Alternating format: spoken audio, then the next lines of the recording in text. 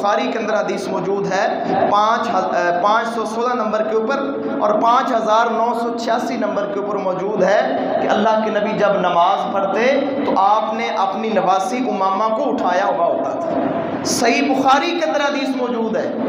اللہ کے نبی نے اپنی نواسی امامہ بنت زینب کو اٹھایا ہوا ہوتا تھا، پھر اللہ کے نبی نماز پڑھتے، جب سجدہ کرتے اپنی نواسی کو اتار دیتے اور جب قیام کے لیے کھڑے ہوتے اپنی نواسی کو پھر اٹھا لیتے۔ یہ صحیح بخاری کی حدیث ہے۔ اسی طرح ان سے ایک بیٹا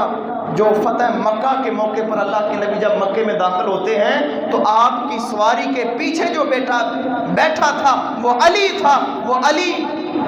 سیدہ زینب بنت محمد علیہ السلام کا بیٹا تھا، ابو العاص بن ربی کا بیٹا تھا، جو مکے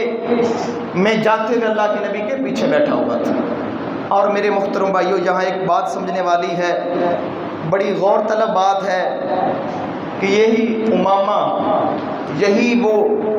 سیدہ زینب کی بیٹی امامہ جس کے ساتھ حضرت علی نے نکاح کیا ہے۔ سیدہ فاطمہ الزہرا رضی اللہ تعالی عنہ نے آخری وقت وصیت کی تھی، علی پریشان ہو رہے تھے کہ فاطمہ کی طبیعت زیادہ بگڑ چکی ہے، سیدہ فرماتے ہیں علی پریشان ہونے کی ضرورت نہیں ہے، شاید تجھے یہ لگ رہا ہے کہ فاطمہ جیسی عورت تجھے نہیں ملے گی دوبارہ۔ سیدہ فرماتی ہیں میری بھانجی امامہ جس کی تربیت میں نے کی ہے، علی جب میں دنیا سے چلی جاؤں تو میرے بعد امامہ سے جو میری بھانجی ہے، میری بہن کی بیٹی ہے، اس سے نکاح کر لینا۔ اور یقیناً سیدنا علی المرتضیٰ نے ایسے ہی کیا کہ آپ نے سیدہ کی وفات کے بعد جو پہلا نکاح کیا ہے وہ امامہ بنت زینب سے کیا ہے رضی اللہ تعالیٰ عنہ۔ اور میرے محترم بھائیوں، ایک نقطہ بڑا سمجھنے والا ہے، میدان کربلا کے اندر جو 72 شہید ہوئے ہیں ان میں سے جو سب سے پہلا شہید ہے اس کا نام ہے علی الوسط۔